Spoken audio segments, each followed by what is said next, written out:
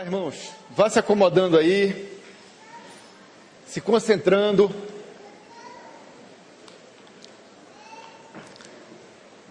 Para prestar atenção. Olha só. O apóstolo Paulo diz que as coisas que os nossos olhos veem são menos importantes do que as coisas que os nossos olhos não veem. Porque as coisas que os nossos olhos veem são temporais, são transitórias. Já as coisas que os nossos olhos não veem, por ter uma conotação espiritual, são eternas. Mas isso não quer dizer que a nossa vida terrena não tenha importância para Deus. A nossa vida terrena é muito importante. Ela é um dom de Deus. Não importando a duração dela em anos, não importando a qualidade de vida que temos, ela é importante para Deus. Hoje, se tem muito a ideia no mundo de que o que eu faço nessa vida não tem consequências para o futuro, porque há ensinos que correm no mundo hoje, que não são adequados sobre a luz da palavra de Deus. Nós que somos cristãos evangélicos, em nossa interpretação das Escrituras, cremos que depois da vida terrena, nós vamos ter que prestar conta do que fizemos diante de Deus. E após esta prestação de contas, haverão duas possibilidades no que se refere a destinos eternos. Eternos! Uma eternidade com Deus e uma eternidade afastada de Deus. Nós não acreditamos em reencarnação, nem em purgatório.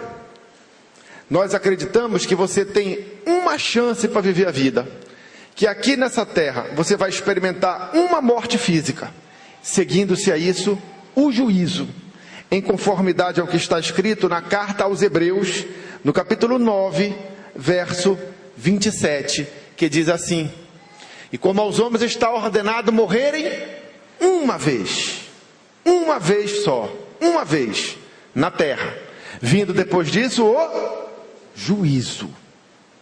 Então a chance que você tem para decidir o seu destino eterno é agora, é este tempo. Você não vai ter uma segunda chance. À luz da interpretação bíblica evangélica, é assim. Entenderam?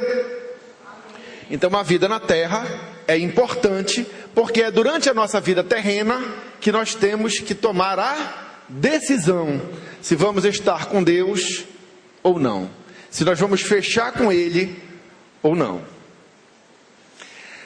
O que a gente faz na nossa vida terrena, nós temos que prestar conta a Deus, porque como a vida é um dom de Deus, Ele espera que nós correspondamos aos benefícios que nos são dados. Deus espera que eu e você vivamos uma vida que Ele aprove. E a vida que Deus deseja para mim e para você é uma vida terrena feliz. Tá? O que está no coração de Deus para a minha vida terrena e para a sua vida terrena é uma vida feliz, é uma vida cheia de frutos, é uma vida cheia de realizações, é uma vida de prosperidade, é uma vida de sucesso. É isso que está no coração de Deus. Porém, a construção da nossa felicidade terrena, que agrada ao coração de Deus, nesse mundo, ela não é fácil. Por quê? Porque nesse mundo operam forças espirituais da maldade. Este mundo perece no maligno, pelas consequências dos pecados das pessoas e também dos nossos próprios. A construção da felicidade, ela é como remar contra a maré, porque a maré desse mundo não coopera para a felicidade do ser humano. Para você se realizar aqui, para você ter sucesso aqui, você precisa vencer diversas dificuldades. Ser feliz nesse mundo dá trabalho, construir felicidade nesse mundo dá trabalho, porque é um mundo cheio de violência, cheio de mentira, cheio de engano, cheio de tragédias, cheio de perdas. Então, ser feliz nessa vida, como Deus se agradaria, é algo trabalhoso. Você consegue entender isso que eu estou lhe explicando? Graças a Deus. Você pode ser feliz sem Deus na sua vida. Se você se esforçar, se você treinar, se você estudar, se você trabalhar, se você tiver sorte na vida, tá certo? Terrena, você pode alcançar muita coisa. Se você for persistente, se você souber se comunicar, entendeu? Você pode ir muito longe aqui, e Deus não está na tua história. Se a felicidade terrena fosse vinculada à bênção divina, só haviam pessoas felizes dentro das igrejas. Mas nós sabemos que não é assim. Há muita gente de sucesso, há muita gente realizada, há muita gente próspera, há muita gente feliz que não tem compromisso com Deus. Porque felicidade é algo íntimo, é algo pessoal. Se você está satisfeito com você mesmo, se você está satisfeito com aquilo que realizou, se você está contente com aquilo que fez, com aquilo que conquistou, você é feliz. Independente de você ter um compromisso com Deus ou não. Só que tem dois problemas nisso. A felicidade construída sem Deus, ela não pode ser transposta para a eternidade. Lá em Salmo 49, 17, diz assim, olha: porque quando morrer, você pode ser a pessoa mais gloriosa do mundo, você pode ser a pessoa mais famosa do mundo, você pode ser a pessoa mais bem-sucedida do mundo, todo mundo pode bater palma para ti, mas quando morrer, nada levará consigo, nem a sua glória o acompanhará. Entendeu? Então toda a felicidade que você conseguir construir aqui, sem Deus, ficará aqui. Todo sucesso, todos os recursos financeiros, todo o dinheiro, toda a família, todos os amigos, tudo que você fizer aqui, sem Deus, aqui ficará. Porque a glória desta vida, a glória terrena, não vai para a eternidade. Sem Deus não vai. Tá certo? Entenderam isso? Outro problema. Para que se construa sucesso, para que se construa felicidade na terra, para que se seja vitorioso na terra, existe um trabalho, existe um preço a ser pago. Tá certo? É como nós explicamos antes. Esse mundo existe de uma maneira que não coopera para a felicidade do homem. Para você ser feliz aqui, você tem que vencer esta oposição. Isso é um trabalho. Tá certo? Há um preço a ser pago pela felicidade. A nossa felicidade não cai do céu. Não cai do céu. Poxa, eu pensei que Deus me falou. Não, não é assim. Eu vou mostrar para você que a felicidade precisa ser construída, mesmo com o Senhor. Tá certo? Só que tem um detalhe. Quando você não está alinhado com Deus, quando você busca construir a sua felicidade com base na sua autossatisfação, visando o seu próprio interesse, você pode até conseguir, mas isso terá um preço adicional. Toda felicidade tem um preço, mas quando você não tem Deus na sua vida, você paga uma multa extra. Tá certo? Veja o que está escrito em Provérbios 10, verso 22. A bênção do Senhor é que enriquece, e Ele não acrescenta dores. Vamos entender. Vamos entender. Longe de Deus, você não está no caminho da obediência. O caminho onde a bênção do Senhor te alcança é o caminho da obediência a Ele. Tá certo? Se você busca construir a sua felicidade fora do caminho da palavra de Deus, você pode até alcançar. Você pode até alcançar. Será transitória, porque como você já viu, essa glória alcançada não irá para a eternidade. Você pode até alcançar. Você pode até pagar o preço dessa felicidade e adquiri-la. Mas além disso, você pagará um preço extra. Um preço de desgosto. Porque buscando a felicidade fora dos caminhos do Senhor, você estará em desobediência. E pelo pecado, Satanás vai te roubar, te matar e te destruir. Então você vai pagar o preço do dedo do diabo na sua vida.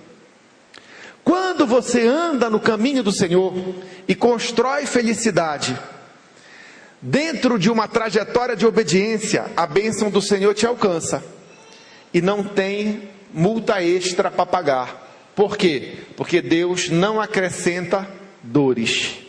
Entenda a palavra, Deus não acrescenta desgosto, tem em outras versões. Entenda a palavra acrescenta. Existe um preço para o enriquecimento, mesmo com a bênção. Existe um preço. Só que esse preço é pago tanto por quem constrói a sua felicidade com Deus, quanto por quem constrói a sua felicidade sem Deus. Só que quem constrói a sua felicidade com Deus, não paga o extra, porque Deus não acrescenta dores. A felicidade construída com Deus, você paga apenas o preço da felicidade. A felicidade construída sem Deus, você paga o preço da felicidade mais o preço do pecado. Entenderam? E o pecado é doído.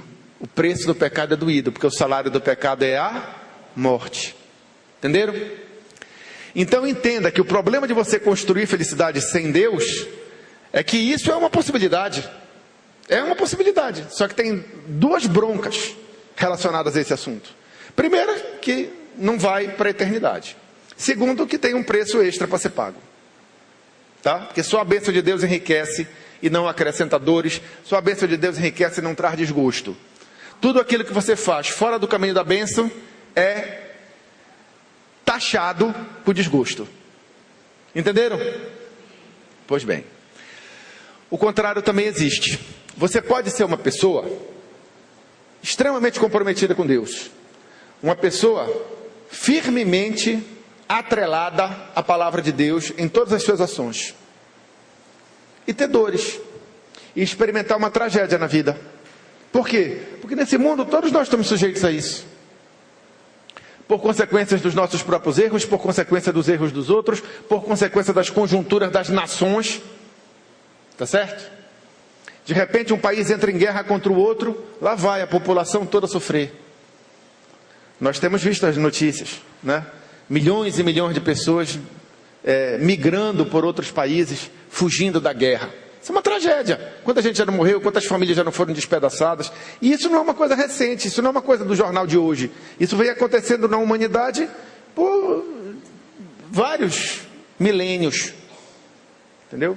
Então, nesse mundo que jaz do maligno, por mais que você tenha compromisso com Deus, você pode experimentar uma tragédia na vida.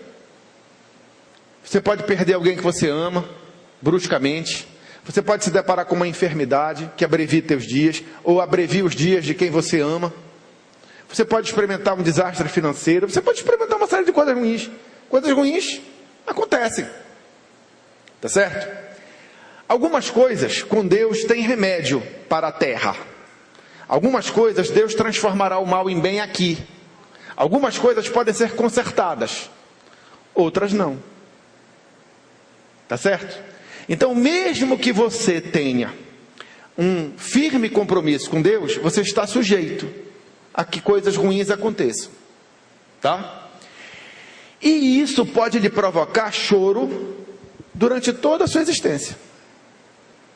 Agora, a vantagem de estar com Deus é que, da mesma maneira que o ímpio não pode levar a glória que ele conquistou na terra para a vida eterna, a tristeza, a dor, o sofrimento que o crente tem aqui também não vai para o céu.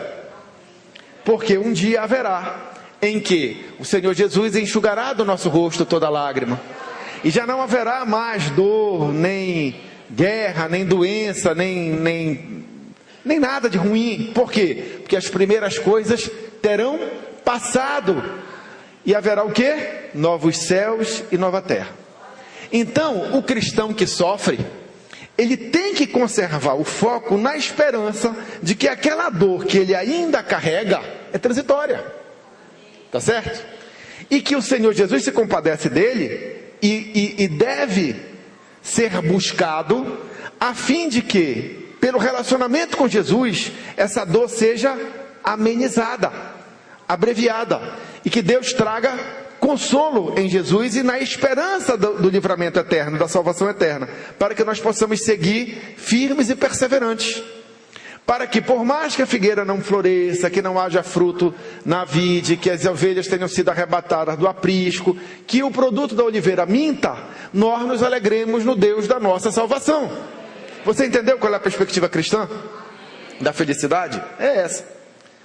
Tem crente que, infelizmente, não porque Deus quer, mas por uma situação conjuntural própria desse mundo, realmente não conseguirá mais atingir o que seria a vontade de Deus para a vida dele, que seria uma vida de felicidade, de realizações, cheia de bênçãos maravilhosas, com muito sucesso, com muita prosperidade, enfim, não vai conseguir alcançar, pelas mais diferentes razões, pelas mais diferentes situações de vida, tá certo?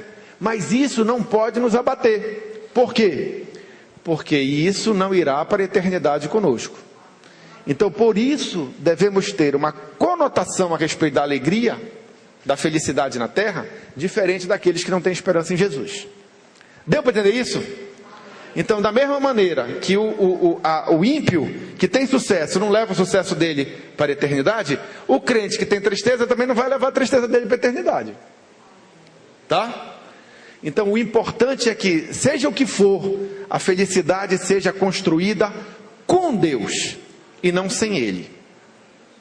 Esse é o conselho da palavra de Deus para a vida do homem. Porque não há proveito nenhum no homem ganhar o mundo inteiro, ser o mais bem sucedido, ser o mais feliz, ser o mais vitorioso, ser campeão, se ele vier a perder sua alma. Entendeu? Nada do que se faz de glória terrena vai para a eternidade, a não ser que Deus esteja no negócio. Entretanto, como Deus quer a nossa felicidade e o nosso sucesso, Ele premia os que conseguem. Por isso que eu e você temos que buscar construir felicidade terrena, porque a nossa felicidade alegra a Deus, e nisso há recompensa, há galardão, entendeu? Quando Deus nos vê atrelados a Ele, lutando contra as forças malignas que existem nesse mundo e vencendo, Deus abre um sorriso daqui a aqui, de orelha a orelha.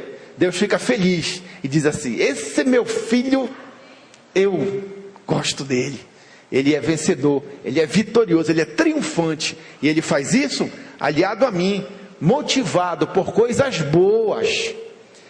Eu recompenso, eu aprovo. E na vida cristã, o tempo que nos resta neste mundo, nós devemos viver para agradar a Deus, para dar esse tipo de alegria para o nosso Pai. Porque basta o tempo decorrido na nossa ignorância para nós termos praticado aquilo que não agradava a Deus.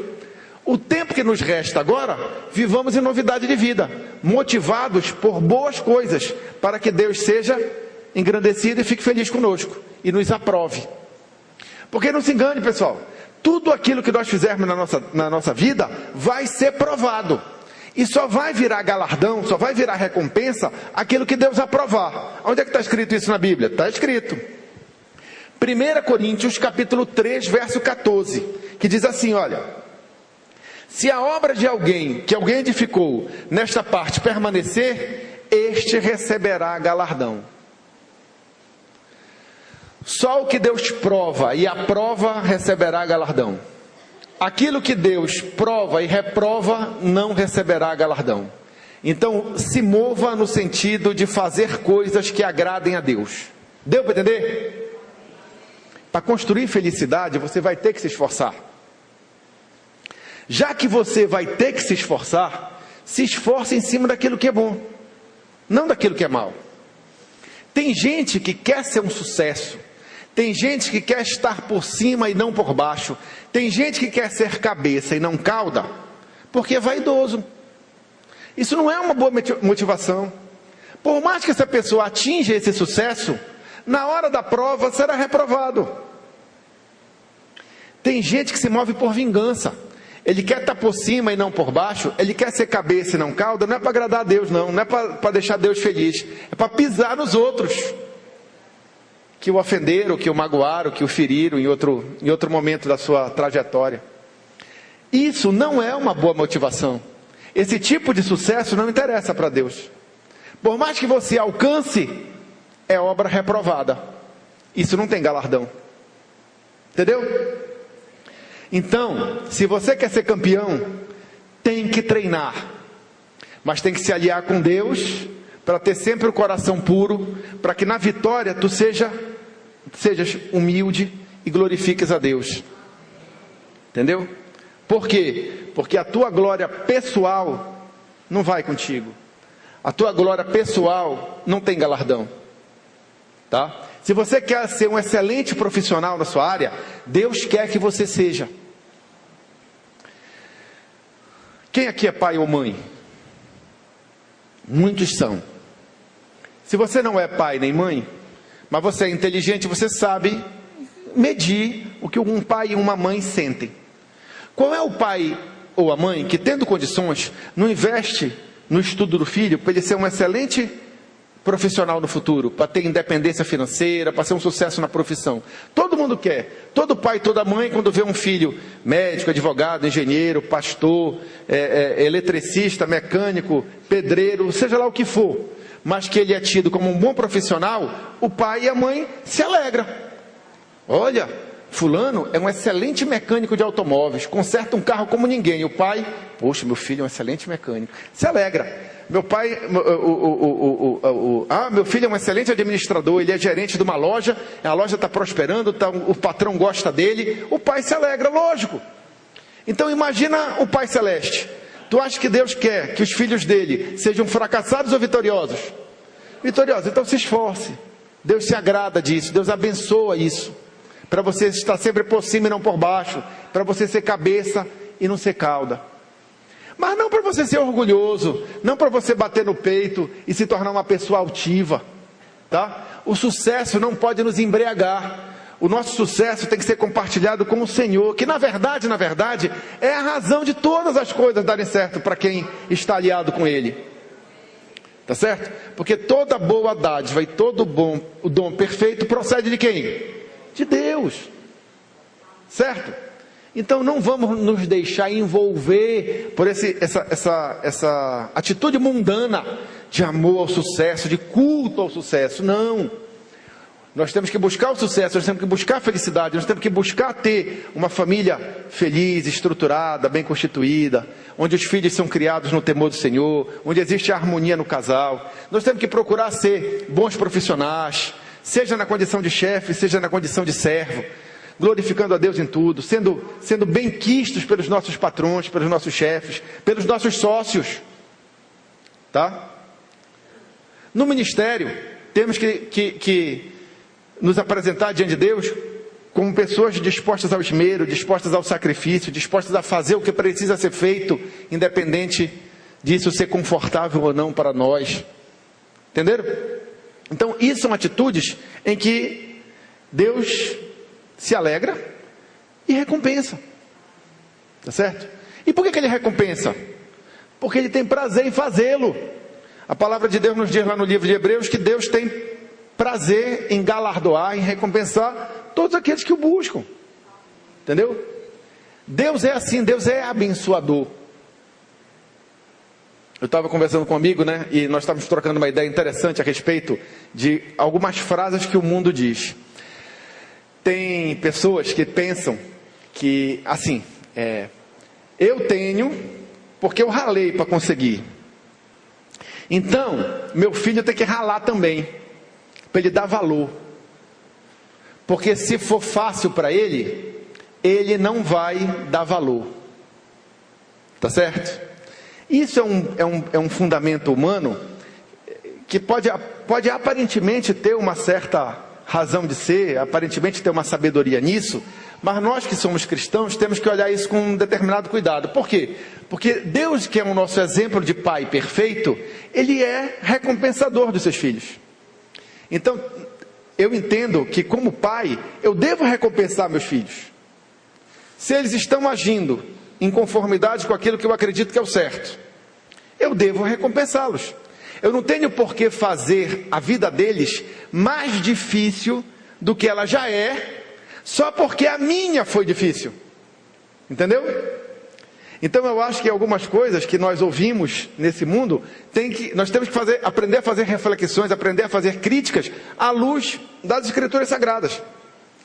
Então assim, se eu posso fazer algo, se está na minha mão fazer, se há condição de fazer algo pelo meu filho, tá certo?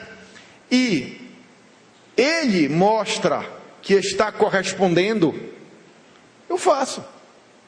Por quê? Porque Deus é assim. Ele é galardoador de todos aqueles que o buscam.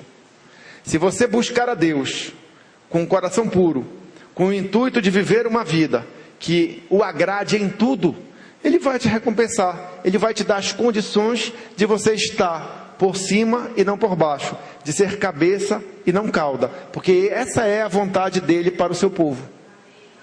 Entenderam? Então é assim que a coisa vai, é assim que a banda toca. Pois bem, então feita essa introdução, vamos então ao ponto central da ministração dessa tarde. Como é que eu posso ter uma vida terrena feliz que agrade a Deus? Certo? Quem aqui quer ser feliz? Todo mundo quer ser feliz, tá? Tem um preço. Essa felicidade tem um preço, tá? E essa felicidade interessa a Deus. Deus quer que você seja feliz. Os pensamentos de Deus a nosso respeito são pensamentos de paz e não de mal. Deus deseja dar a cada um aqui o fim que Ele vê que o nosso coração deseja, tá? Tirar das coisas que Ele reprova, evidentemente, né? Porque Deus jamais vai te apoiar num propósito mau, certo? Mas considerando que o propósito do seu coração seja um propósito bom, um propósito justo, Deus te apoiará. Mas como isso pode ser feito? Então, o texto áureo dessa ministração é Jeremias capítulo 4, verso 3.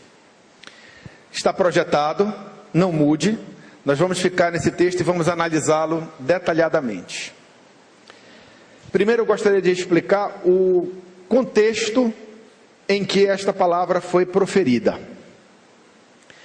Na época do profeta Jeremias, o povo de Deus havia feito duas maldades. A primeira, deixaram o Senhor, manancial de águas vivas, e cavaram para si cisternas rotas que não retêm água. Ou seja, buscaram felicidade na sua autossatisfação, ao invés de buscarem construir felicidade com o Senhor. Entenderam qual foi a maldade deles? Cada um buscou se satisfazer, viver pelo que achava que era o certo, viver para satisfazer os seus desejos, sem considerar a vontade de Deus. Então, duas maldades cometeu o meu povo contra mim. Primeira, a mim me deixaram manancial de águas vivas e cavaram para si cisternas rotas que não retêm água. Ao fazerem isso, a coisa começou a complicar para eles, porque o pecado tem consequências, e eles se viram ameaçados. E ao invés de buscarem se consertar, preferiram se iludir. Sempre aparece alguém para profetizar que o teu caminho errado não vai acabar mal. Sempre aparece alguém. E foi isso que aconteceu com aquele povo. Profetas se levantaram, evidentemente falsos profetas, para dizer: não, pessoal, essa nuvem de ameaça que está se formando contra nós, não vai se abater. É só nuvem escura, mas não vai chover desgraça em cima de nós, não. E eles acreditaram. Preferiram viver uma vida de ilusão. Isso existe hoje, pessoal. Tem gente que está aqui na igreja, começa a andar errado, começa a fazer besteira, começa a se justificar do seu próprio erro. Aí, isso se torna notório. E aparece alguém na esfera do discipulado, na esfera das amizades, na esfera pastoral, para dar uma exortada no cidadão, entendeu? Para trazer ele para o juízo, para fazer ele refletir que aquela escolha dele é uma escolha equivocada. Mas ele se justifica e procura alguém que o apoie. E quer que eu te diga uma coisa? Vai encontrar. Entendeu? Você vai sempre encontrar alguém para dizer que aquilo que você está fazendo de errado não é errado. Que é perfeitamente normal. Você vai encontrar. E se você se deixar iludir por isso, você vai acabar mal. E tem gente que muda de igreja e encontra até mesmo pastores que passam a mão no seu erro. Entendeu? E assim estão te empurrando para o caminho da perdição. Porque o caminho fora da obediência à palavra de Deus nunca acabará bem. Por mais que haja prosperidade nesse caminho, ela terá fim. Lá em Provérbios 10:16 diz assim: a obra do justo conduz à vida, as produções do ímpio ao pecado. E é verdade. Entenderam? Está lá em Provérbios 10:16. A obra do justo conduz à vida, as produções do ímpio ao pecado. É assim. Mas vamos voltar ao texto áureo. Aí, nesse contexto de desvio, de desobediência do povo, o profeta Jeremias traz a palavra do Senhor nos seguintes termos: porque assim diz o Senhor aos homens de Judá e Jerusalém: vocês estão buscando felicidade no lugar errado. Vocês estão buscando satisfazer os desejos pecaminosos de vocês e vão pagar um preço terrível por causa disso. Lavrai para vós o campo de lavoura e não semeeis entre espinhos. Esse é o caminho da felicidade terrena, que gera galardão eterno, que gera recompensa eterna, que gera aprovação divina. Vamos entender então esse conselho? Vamos dissecar esse versículo, aprendendo palavra por palavra. Primeiro, lavrai para vós o campo da lavoura. A primeira palavra que eu gostaria de explicar para você é lavrai. Lavrai é um verbo que significa uma ação. Tá certo? Então, Deus quer que você seja feliz nessa vida. Quer. Deus quer. Você precisa fazer uma ação. Entendeu? A passividade não produz a felicidade. A felicidade, o sucesso, a vitória vem de ações. Entendeu? Quer ser feliz no teu ministério? Tem que orar, tem que meditar nas escrituras, tem que se consagrar a Deus. Senão não vai ser feliz no ministério nunca. Entendeu? Quer ser feliz no teu trabalho? Tem que trabalhar duro, com honestidade, se preparar bem para o que faz e saber o que está fazendo. Para fazer bem feito. Se não sabe quando é que você vai ser um sucesso na tua profissão? Nunca. Quer ser um sucesso nos teus estudos? Tem que ler, prestar atenção na aula, se esforçar. Porque se não se esforçar, não prestar atenção e não estudar, sabe quando é que você vai ser feliz nos seus estudos? Nunca, a não ser que você seja desonesto e colhe. Mas aí Deus não aprova. Esse tipo de enriquecimento traz desgosto. Porque só a bênção de Deus enriquece e não traz desgosto. Entenderam? Entenderam como é que a coisa funciona? Tá? Para criar uma família nos caminhos do Senhor, pessoal, como se tratam de pessoas imperfeitas, a começar de você e de mim, tá certo? Tem que cobrir com amor, gente. Porque se você for levar tudo a ferro e fogo, tua família vai se fragmentar.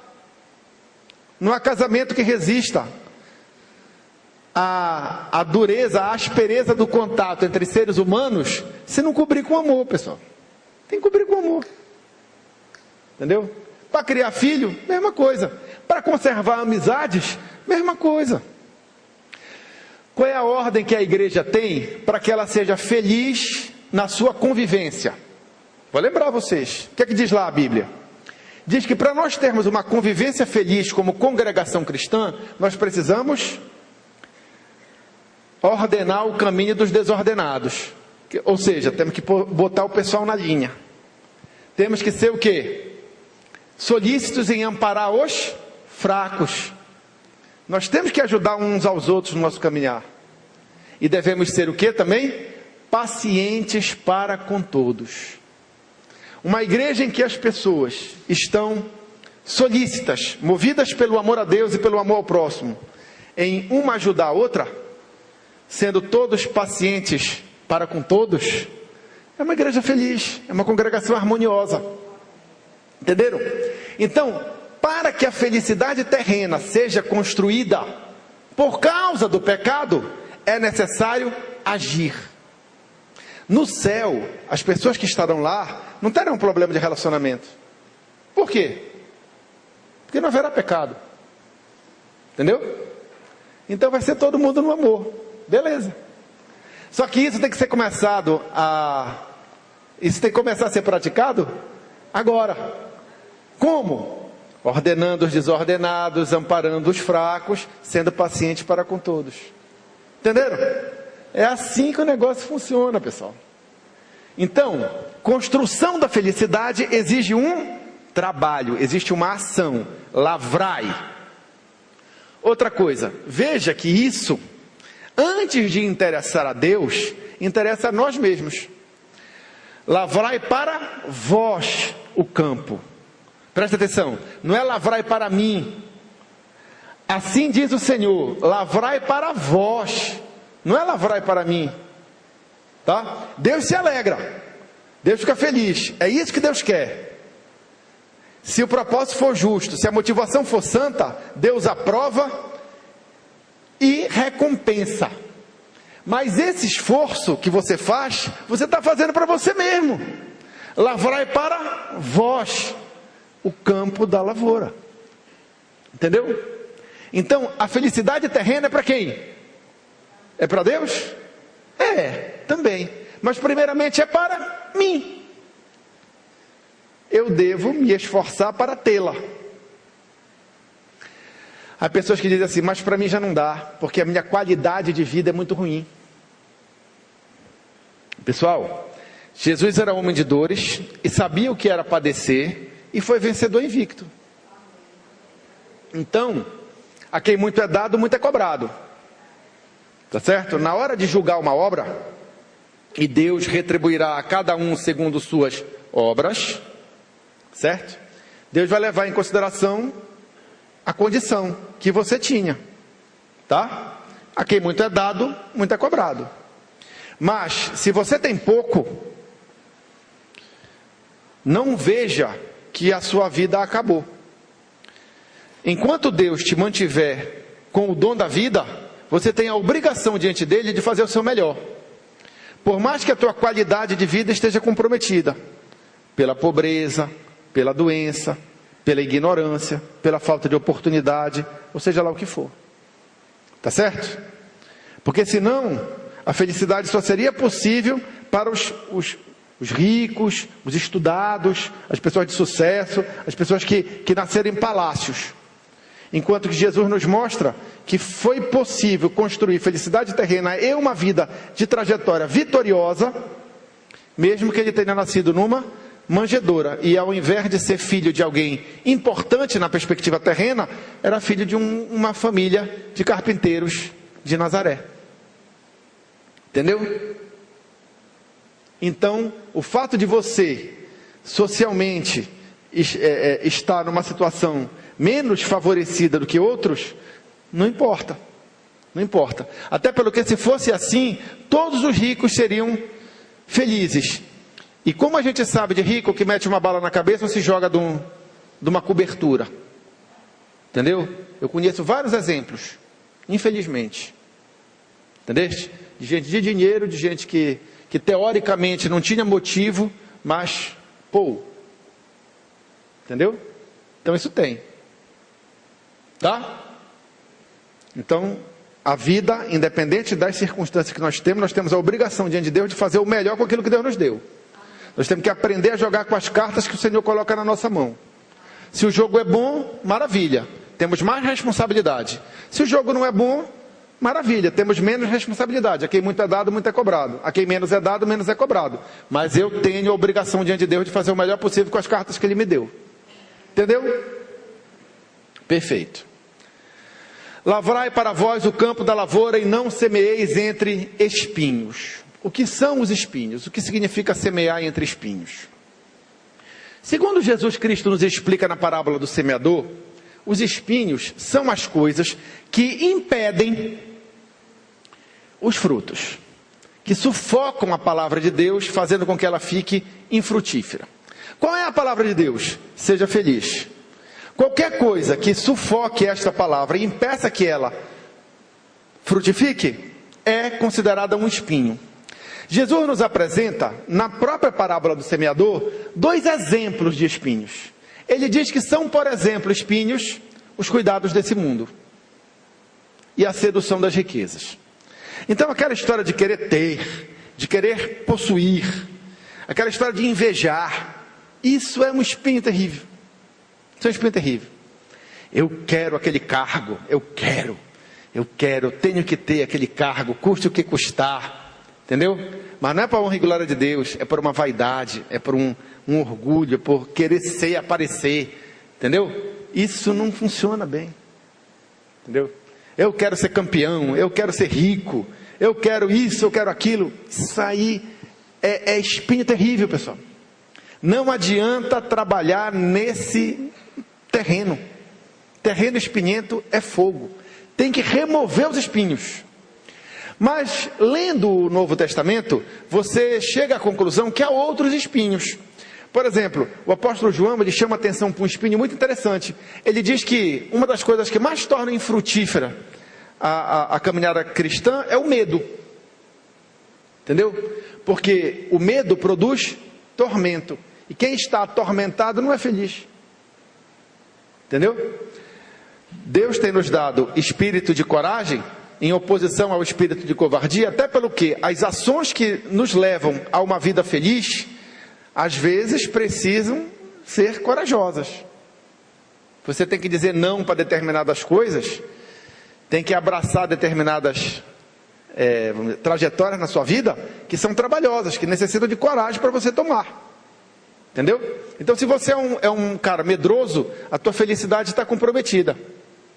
Crente tem que ser corajoso no Senhor. O medo atormenta. Entrou no caminho do Senhor, não pode ter medo.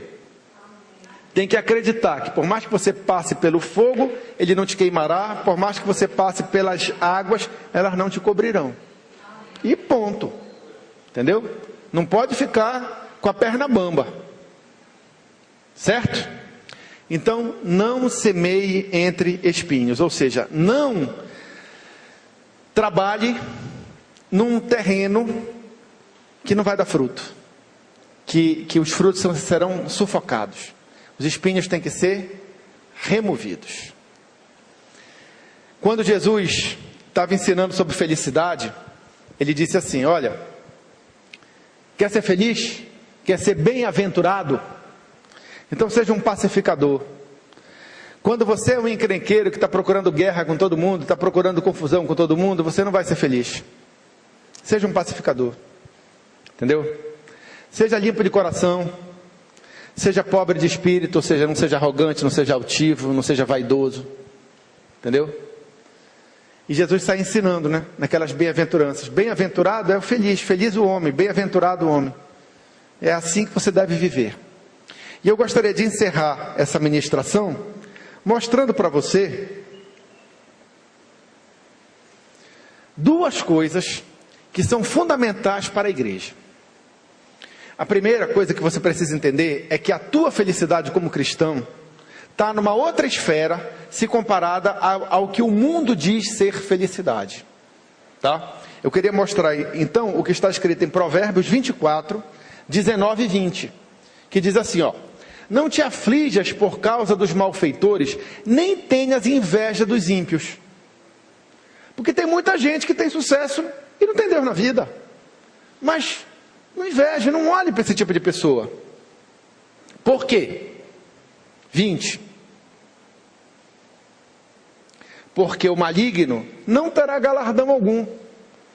e a lâmpada dos ímpios se apagará. Entendeu? Então toda felicidade construída sem Deus não tem recompensa.